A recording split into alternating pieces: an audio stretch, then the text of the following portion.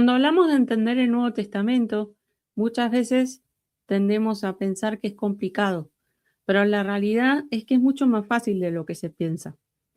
Te voy a ilustrar esto en una historia. Mercedes se levanta todos los días a las 6 de la mañana. Ella prepara a sus hijos para llevarlos al colegio y después va al mercado mayorista a comprar verduras. Ella regatea los precios con el vendedor de las verduras y se distribuye las verduras con los distintos verduleros para que cada uno lleve a su propia verdulería. Luego ella vuelve a su casa, abre su negocio y organiza las verduras. Pone más adelante las verduras que están más viejas, o sea, las más maduras, para venderlas primero, descarta las que posiblemente están en mal estado y hace las cuentas y los cálculos para sacar la ganancia correspondiente. Luego, ella trabaja hasta el mediodía y cierra su negocio. Entonces va a buscar a sus hijos al colegio, ella pone a lavar ropa y la cuelga, les prepara su comida, los atiende y comparte, digamos, un rato con ellos. Después, a la hora de la siesta más o menos, eso es a las 4 de la tarde, ella vuelve a abrir su negocio y trabaja hasta las 8 de la noche. A las 8 de la noche, esa cierra el negocio y cuenta todo el dinero que recaudó en el día y lo guarda. Y luego ella pasa tiempo con sus hijos, les cocina y se va a dormir hasta el otro día. Y así empieza de vuelta la historia. Entonces, en esta historia, ¿ustedes qué ven? ¿Qué es lo que leen? Primero, lo que se pueden imaginar es que si lo vemos con nuestros ojos, parece una historia del siglo XXI, porque tiene varios elementos. Por ejemplo, ella llevó a sus hijos al colegio, ella abre su negocio, se levanta temprano, les hace de comer, y eso puede ser algo interesante. Y esos son los detalles que tenemos que prestar atención. Ahora, fíjense, ¿no? Esta lectura. La primera lectura podría ser una persona latinoamericana del siglo XXI, justamente. Y desde este contexto cultural, la historia puede ser leída como la vida de una mujer y puede ser, y lo que no dije, ¿no? Puede ser que ella sea madre soltera. Nosotros lo asumimos porque en el siglo XXI normalmente cuando una mujer está sola es porque se divorció de su marido y rara vez está viuda. Luego les propongo otra segunda lectura. Fíjense la misma historia, exactamente la misma historia. Y fíjense el siguiente detalle. Es una persona que vive en un contexto de posguerra. Entonces, hay un problema social y económico. Ahí es diferente, porque el hecho de que ella regatea los precios pesa más. Su esposo está en la guerra y ella está haciendo de frente en su casa. Es una situación realmente muy distinta. Entonces ahí se reconfigura la narrativa que queremos estar viendo. Supongamos que quisiéramos ver esta historia en el siglo I. ¿Podría ser posible?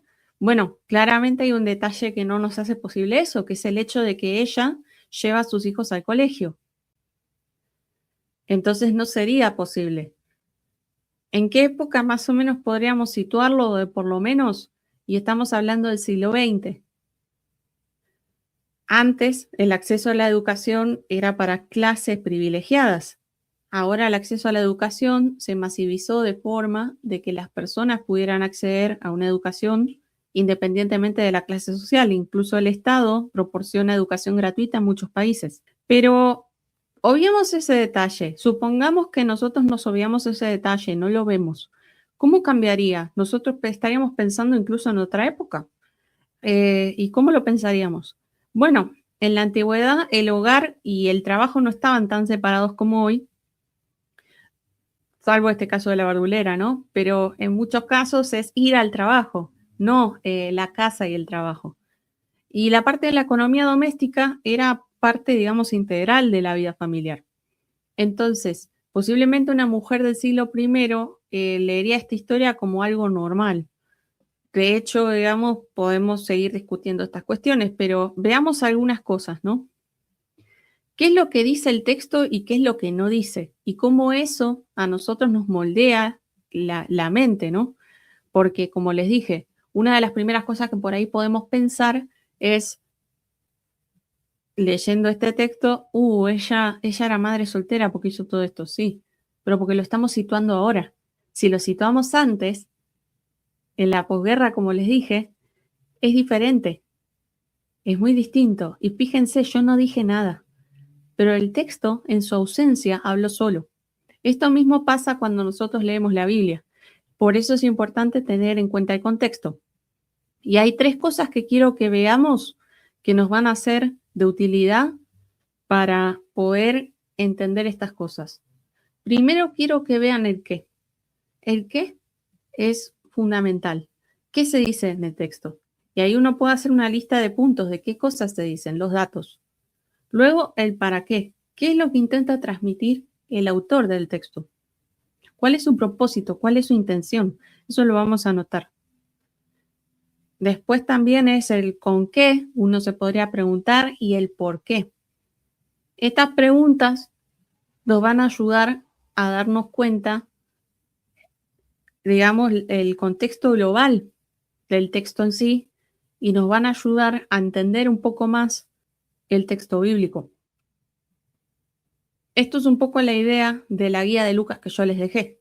Por eso voy a compartir ahora la página para que ustedes puedan ver de qué se trata. Ya tenemos acá la página, como podrán ver. Vamos a ir a la parte de estudios y vamos a ir a la guía de estudio de Lucas. Y acá ustedes van a encontrar esta guía de estudio. Como van a ver, yo les dejé un saludo acá y les dejé el objetivo. Esta guía no es para evaluar solamente el conocimiento, sino que además es para que ustedes puedan pensar, investigar, reflexionar y estudiar seriamente el texto bíblico. Es preferible que sea en grupo. ¿Por qué? Porque lo que otro ve, tal vez yo no lo veo. Y el Espíritu Santo habla tanto a mí como a la otra persona. Entonces, esto es interesante. Entonces, lo que vamos a ver es lo que el pasaje dice, el contexto en el que fue escrito, como les di el ejemplo con el tema de Mercedes, el hecho de que sea ahora cambia mucho la perspectiva, incluso de quién es ella. El propósito que el autor persigue es importante también en el texto. Y no se trata solo de identificar información, sino de comprender su sentido. Es decir, no nos alcanza solamente con el qué dice, sino el para qué y el por quién nos interesa saberlo. A quién va dirigido va a ser importante porque va a ser distinto si está dirigido a una autoridad, así no lo está. Lo mismo sucede cuando se leen las pastorales. En ese caso, el contexto va a importar mucho. Formato de estudio. Las preguntas que siguen invitan a conectar lo expuesto con las fuentes audiovisuales con los pasajes bíblicos correspondientes. Entonces, se espera que las respuestas estén fundamentadas en el texto y que desarrollen argumentos claros. Una buena respuesta va a ser lo suficientemente concisa. Hay gente que piensa que una buena respuesta tiene que ser súper larga y desarrollada. No, las mejores respuestas son cortas, pero van al punto y son completas. Entonces, vamos a analizar el qué, el por qué y el para qué. El contenido que tiene, el significado teológico y la intención del autor. Además, y acá no lo puse, vamos a entender el para quién, a quiénes va dirigido.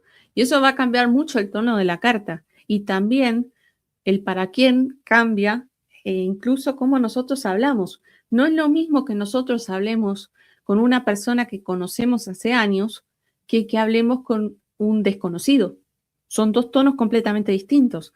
Y la información que se da incluso es diferente, es menor. Con un desconocido uno va, recién lo está conociendo, va a contar ciertas cosas y otras cosas no. Y con alguien que uno tiene confianza, por ahí se puede explayar un poco más en detalles. Entonces es distinto, el trato es distinto. Entonces, ¿qué esperamos con esto? Porque la guía la pidieron ustedes. Entonces, desarrollamos ideas a partir del texto. Fíjense que son todos verbos. Hacemos preguntas. Una de las formas de aprender es hacer preguntas del texto. No todas tienen que ser contestadas. Simplemente las podemos dejar ahí y cuando sabemos más, vemos si podemos contestar alguna. Intercambiamos perspectivas. A ver, si yo soy calvinista, por ejemplo, ¿no? Si fuese el caso, ¿cómo leo este texto? Bueno, ¿cómo lo va a leer un hermano pentecostal, por ejemplo? Bueno, si empezamos así, vamos a empezar a tirarle al texto nuestra propia interpretación. Entonces, primero empezamos definiendo lo que dice el texto. Luego, si queremos meter nuestro marco doctrinal, lo hacemos, pero primero fijémonos qué quiere decir. Después lo organizamos como teología sistemática, si quieren, pero centrémonos en lo bíblico, eso es importante. Entonces, también tenemos que escuchar al otro, eso es importante. Entonces, vamos a leer el texto con atención y profundidad, vamos a comprender el contexto histórico sin perder el mensaje teológico, descubrir qué revela cada escena sobre el carácter de Dios, porque acuérdense que son historias y también es una biografía. Eso lo vimos y lo explicamos en el primer video. Entonces, vamos a descubrir qué revela cada escena sobre el carácter de Dios y vamos a dialogar al respecto cuando incluso haya diferencias de interpretación en los textos. Esto lo pueden dejar en los comentarios, ¿no? Pero ese intercambio que ustedes pueden llegar a tener entre sí es bueno porque eso hace que yo me ponga en los zapatos del otro y me va a hacer notar cosas que yo estoy perdiendo de vista. Y lo importante, no forzar el texto. Jamás se fuerza el texto. Jamás forzamos el texto para que acepte o valide puntos míos. Eso no se hace. No es la forma de hacerlo.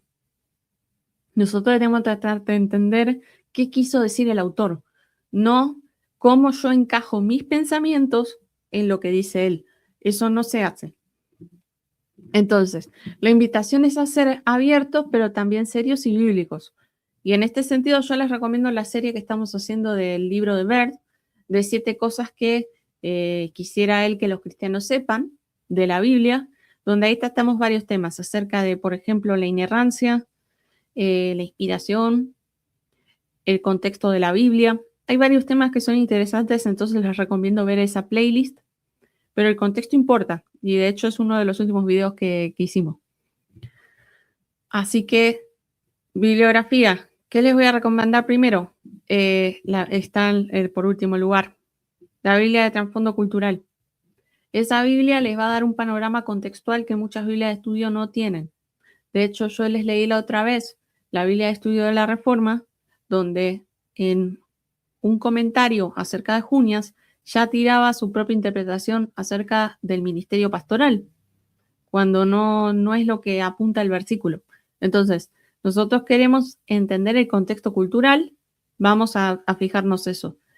Luego le vamos a dar el marco teológico, pero primero prestemos atención a todo este tipo de cosas y luego las organizamos de forma teológicamente consistente. Bien, si tienen que comprar una de los recursos, compren este.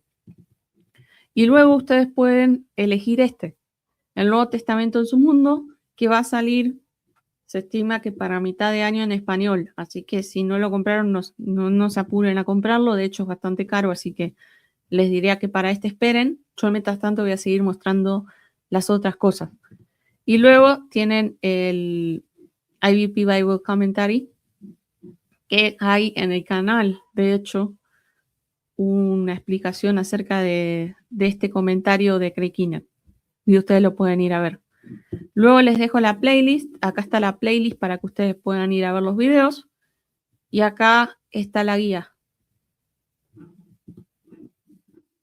Entonces, yo quería mostrarles esto para que ustedes puedan tener en claro, porque a veces es necesario explicar este tipo de cosas. Y es muy importante, es muy bueno, porque esto nos hace poner en la mesa, digamos, las cosas que por ahí a veces cuando uno lee se saltea toda la primera parte y no. De hecho, en un libro el prólogo a veces es una parte muy importante y la introducción también, porque te tira el panorama de todo el libro. Entonces esto va a ser importante para que ustedes puedan hacer esta guía de estudio que, como les digo, es para complementar lo que ya estamos haciendo. Y no es una guía de estudio como cuando hacen un curso y se entrega. Es simplemente para acompañar su estudio bíblico y que les sea más fácil a ustedes y que la puedan utilizar en lo que ustedes quieran. Así que bueno, espero que les haya parecido interesante esto que les planteé y que, bueno, si quieren la historia de Mercedes, comentarme qué les pareció para ilustrar, me lo dejan en los comentarios. Un saludo y bueno, que estén bien en la semana. Bendiciones.